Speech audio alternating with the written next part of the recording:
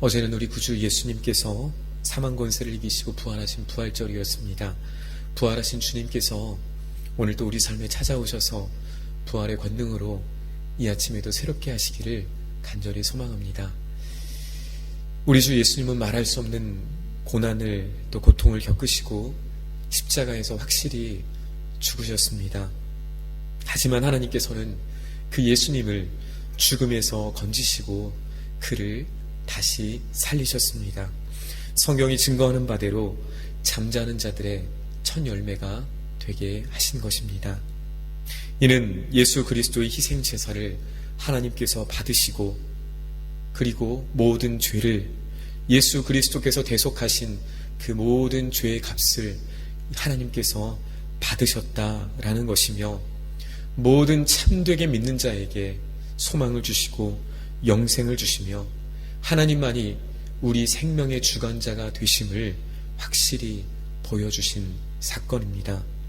오늘 본문은 부활하신 예수님께서 제일 처음으로 막달라 마리아에게 보이시며 부활하신 이후에 승천하시기까지 주님께서 이 땅을 사시는 동안 마지막으로 감당하셨던 일들에 대한 말씀이 기록되고 있습니다.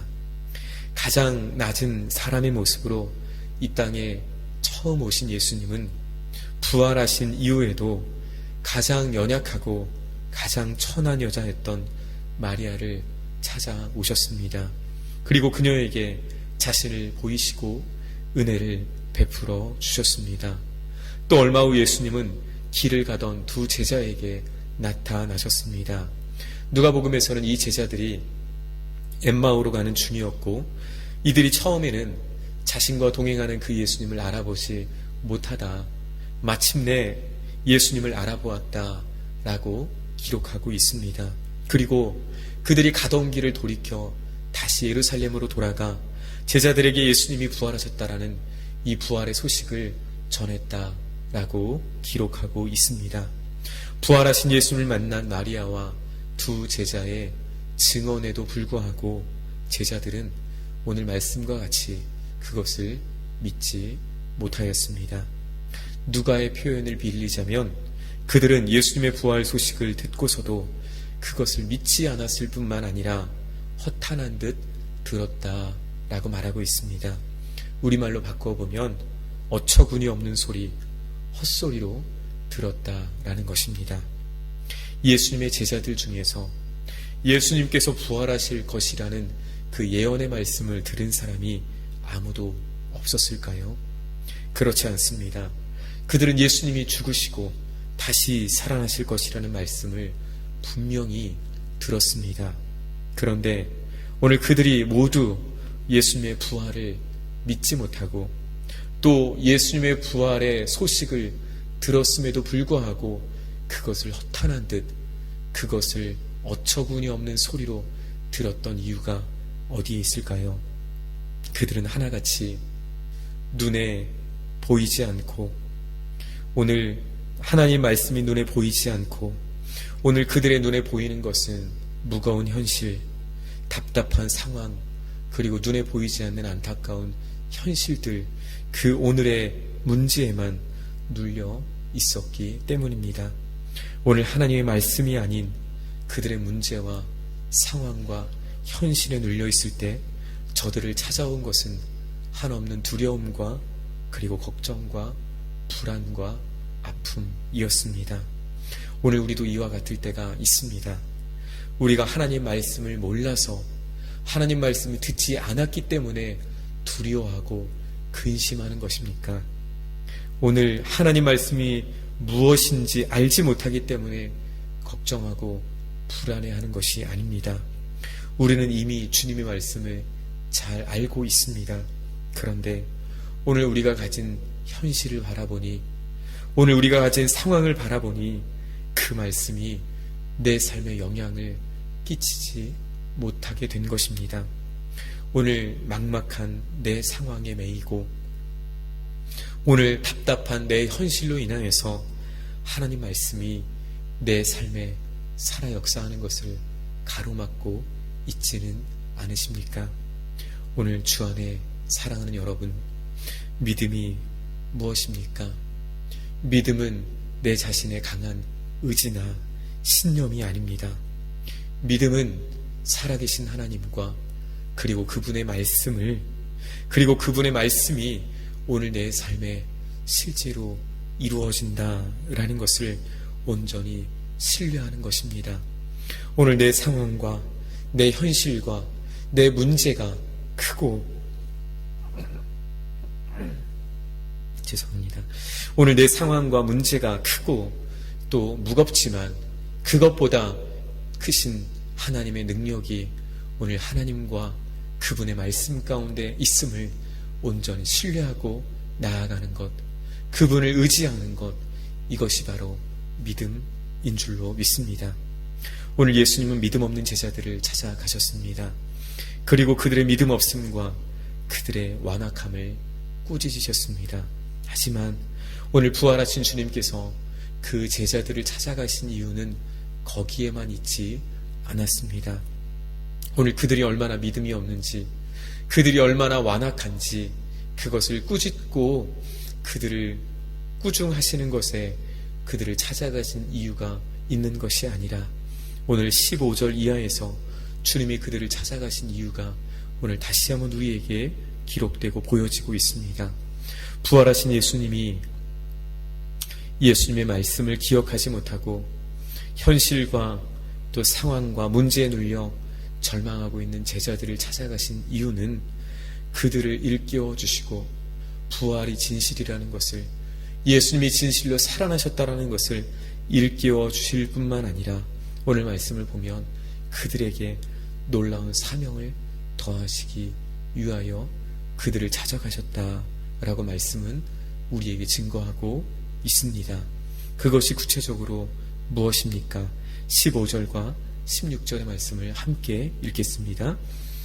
또 이르시되 너희는 온 천하에 다니며 만민에게 복음을 전파하라. 믿고 세례를 받는 사람은 구원을 얻을 것이요 믿지 않는 사람은 정죄를 받으리라.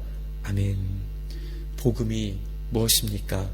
복음은 예수 그리스도입니다. 하나님의 아들 예수 그리스도께서 주인인 나를 위해 죽으시고 또 나를 위해 살아나셨다라는 것입니다. 누구든지 예수님을 믿으면 구원을 받고 예수님을 믿지 않는 사람은 정죄를 받는다라는 것이 구원의 기쁜 소식 복음입니다. 예수님은 제자들을 찾아오사 오늘 그들에게 새로운 사명, 복음 전파의 위대한 사명을 맡기고 계십니다. 제자들이 무슨 자격이나 또는 제자들에게 무슨 공로가 있어서가 아닙니다. 여전히 무능하고 여전히 연약한 제자들, 그러나 예수님의 전적인 은혜와 긍휼과 사랑으로 불러 주님의 동역자, 복음의 통로가 되게 하시는 것입니다. 오늘 이와 같은 역사가 저와 여러분 가운데 있습니다. 세상에서뿐만 아니라 영적으로 볼 때에도 실패자요, 회의주의자요, 배신자와 같은 우리들, 죄인 중에 죄인인 우리를 찾아오셔서 전적인 하나님의 사랑과 능력과 긍휼에 의지해서 우리를 변화시키고 우리를 사용하시는 은혜가 우리 가운데 있습니다. 하나님께서는 오늘 또 온 세상을 구원하실 때 바로 연약한 저와 여러분을 사용하시기를 원하시는 줄로 믿습니다. 오늘 그것을 사도 바울은 이렇게 고백합니다. 보배를 질그릇에 담는다라고 말하고 있습니다. 우리 자신은 질그릇과 같아서 어떤 내세울 만한 것도 없지만, 아무 자랑할 만한 것도 없지만, 하나님은 우리 안에 참 보배 되신 예수 그리스도를 허락하셔서 우리를 통하여, 질그릇과 같은 우리를 통하여 예수 그리스도가 온전히 드러나는 역사를 이루어가기를 원하신다라는 것입니다. 오늘 예수님은 이 제자들에게 사명을 주실 뿐만 아니라 오늘 말씀을 보면 그것을 감당할 만한 능력을 약속해 주고 계십니다. 17절과 18절의 말씀이 바로 그것입니다. 때로는 자연 법칙을 뛰어넘는 하나님의 능력과 기적을 통해서도 하나님의 역사를 이루어 가신다라고 말씀하고 있습니다. 깊은 절망의 밑바닥에서 더 이상 아무런 희망도 갖지 못하던 제자들, 그들을 찾아오신 주님은 주님의 전적인 능력으로 그들의 삶을 완전히 바꾸어 주셨습니다. 그리고 이후 제자들은 주님의 능력으로 변화되어 주님의 복음을 담대히 전하는 복음의 통로가 되었습니다. 오늘 제자들이 주님 말씀을, 주님의 복음을 전하는 곳에 오늘 주님이 함께 하셨습니다. 주님의 복음이 전해지는 곳, 주님의 말씀이 전해지는 곳, 오늘 또 그곳에 주님이 함께 하시는 줄로 믿습니다. 예수님은 오늘 성경의 기록과 같이 하나님 보좌 우편에 계시지만 동시에 그 복음이 전해지는, 주님의 이름이 전해지는 그곳에 함께 하시는 줄로 믿습니다. 오늘 저와 여러분의 삶에 주님의 복음이 있고 주님의 말씀이 있다라면 오늘 바로 그곳에 주님이 함께 하시는 줄로 믿습니다. 오늘 제자들이 얻은 온전한 믿음을 가지고 세상이나 환경이나 문제나 상황에 매이지 않고 눌리지 않고 오직 살아계신 하나님과 그분의 말씀에 붙잡혀 순종하며 그리고 주님께서 주시는 능력을 힘입어 주님의 복음을 우리의 삶을 통해 온전히 증거하고 드러내는 이 놀라운 은혜가 오늘 또 저와 여러분 가운데 함께 하시기를 주님의 이름으로 소망합니다.